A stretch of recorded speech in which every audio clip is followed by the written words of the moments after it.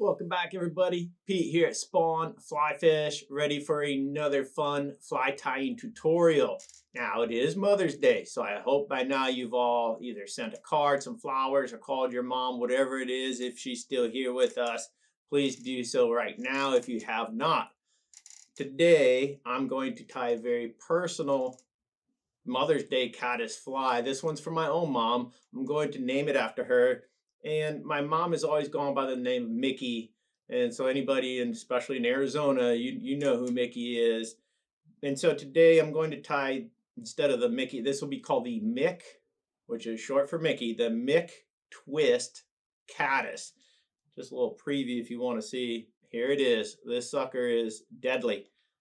But it's more about how much fun we're about to have on the vise. And my own mom did tie flies, for a little while, and would brag to everybody that she could do her own whip finish. So, Mom, this one's for you. Grab your vise, grab your tools. Let's tie the Mick-Twist Caddis. To get things started off today, we do have the Ahrex FW531. This is a size 12. And by all means, if you're fishing in an area and your caddis are a little bit smaller, 14, 16, by all means, tie it in that size. You just have to change the elements ever so slightly, and it'll make more sense as we get into this fly. So one thing fun about the Mother's Day caddis, and you see I'm going to go down the curvature here on the shank, and this is a sedge hook, or a caddis designed dry fly hook. And so it's going to have this rounded backside here instead of coming to a more sharp point, if you will. And we're going to utilize that and creep down just ever so slightly on the curvature of that shank. And this is going to allow us to put a little bit of an egg emulation, if you will. And so a lot of people, know the caddis fly. They can recognize it as attaching and all that good stuff. But these eggs, right, this little green butt that we tend to put on them, sometimes we don't know why. Sometimes it's just a trigger, and that's great. That's fine if it's catching fish. But we're emulating these eggs, and unlike other caddis flies that oviposit, meaning they'll hit the surface of the water and swim, dig down to the bottom, and then lay their eggs on the river bottom.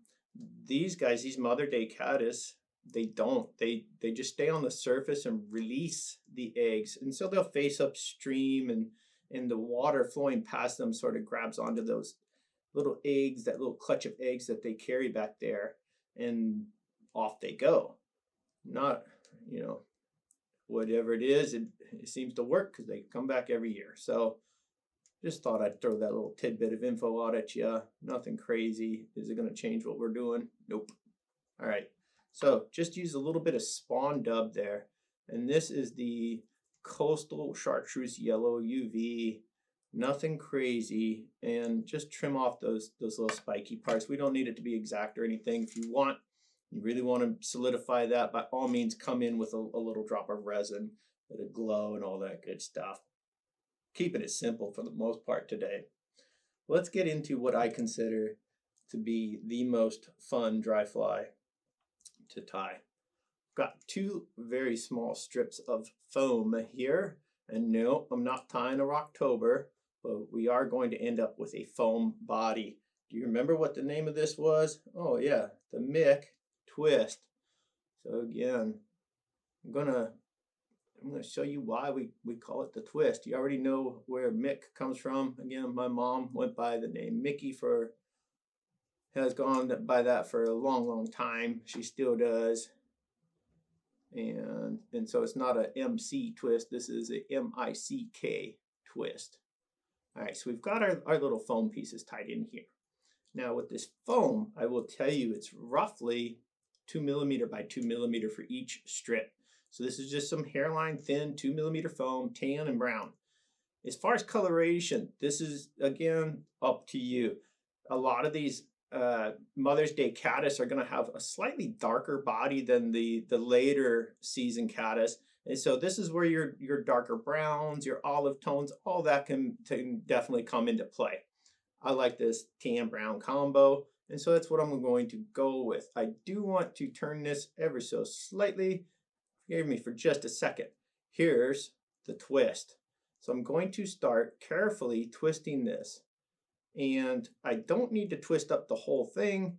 And as I get a section that I feel has a good ribboning or twist going here, I will start to go ahead and wrap. Now, as I wrap this, I need to be mindful of that twist and to continue it before going into the next wraps. So at this point, if you want very consistent, segmented pieces here as we move forward, it's all in about maintaining tension. You can't increase or decrease that tension. It's just about steady as she goes. Look at that. That is such a naturally segmented body. It's chubby like the nice big beefy caddis, and it will float like a cork all day, all day. If you can think of something better to add to this thing, please, by all means, do it. But as far as I'm concerned, I don't know of a better way to tie a very buoyant, a very segmented body that has the essential look and feel of a woven fly. And there it is, 2 little bits of foam, twist as you go. Nothing but full net. All right, just gonna mash down where we trimmed off all the end of that foam. If there's one bit of cautionary tale, is to not get too far forward here. Again, this body is fun to tie, it's fun to look at. And so the tendency, of course, is to go up slightly too far. Be mindful. All right, you hear that noise, you know what that means. We've got elk hair in the stacker over here, and I am making a very big mess of it. So please forgive me for 2 seconds. We don't want that nastiness. We're gonna start with a new chunk of bleached elk hair here from Hareline. I'm gonna get rid of all that nastiness in the bottom of these hairs. And if it were more interesting, by all means, I would do it where you could see it. It's really not. You guys have done this before. Another cautionary tale, I'm glad I dumped that first chunk now, is don't go too crazy with the hair. You don't need a lot. Look at that body. That thing could support a small car. You don't need a ton of hair getting in the way and blocking the light, because you do want some light coming through this wing, and that looks very natural to the fish. All right, just gonna go out past that little egg sac there, the little butt, and just gonna tie this very strong, very firmly, all the way back against our foam. There we go. And lift that up a little bit, and that's our wing. Nothing to it. As far as this front portion now, I do want to add some hackle, so I will carefully get this thread up a little bit toward that hook eye, and then I'll bring the whole deal back and start building a slight thread down, and this will prop up the head of this caddis.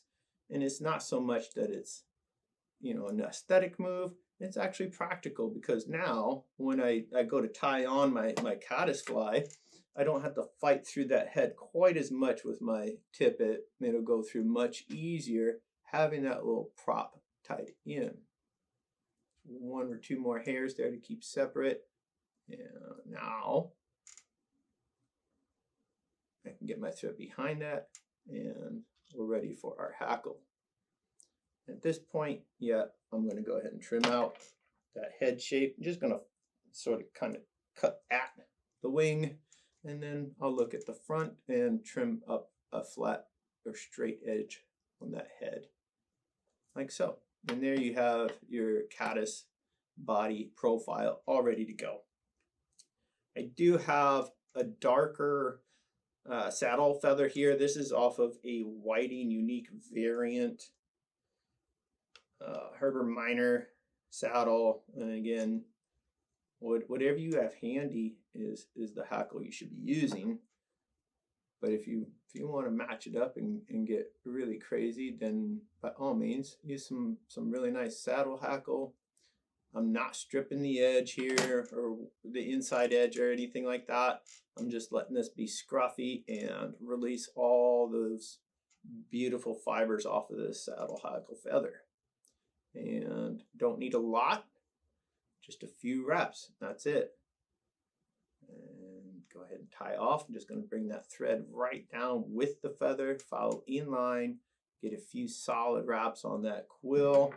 And now I can slick my scissors in there and get a nice clean cut out of there. Nothing to it. And one more wrap for good measure, and it's time for that whip finish. So it's not a difficult fly. However, when you tie this up and it's sitting in your fly box and you show your fishing buds, they will think you are a genius on that vise, and that's kind of a cool thing. I think it is. All right. And at this point, of course, let's do our due diligence and a little bit of head cement. And we're just going to carefully find any thread that we can see and cover those thread wraps. This is a sick dry fly. I think they're fun to tie, especially when you get a handle on the tension needed or the pressure you're putting on that foam. And at that point, man, don't be shy. Mix up those colors. Get some fun going into your vise. And so for me, this is it. The Mick-Twist Mother's Day Caddis, ready to rock and roll. So I hope you guys enjoyed. If you did, please hit like, please hit subscribe. And if mom's around, go tell her Happy Mother's Day. And we will see you all on the water.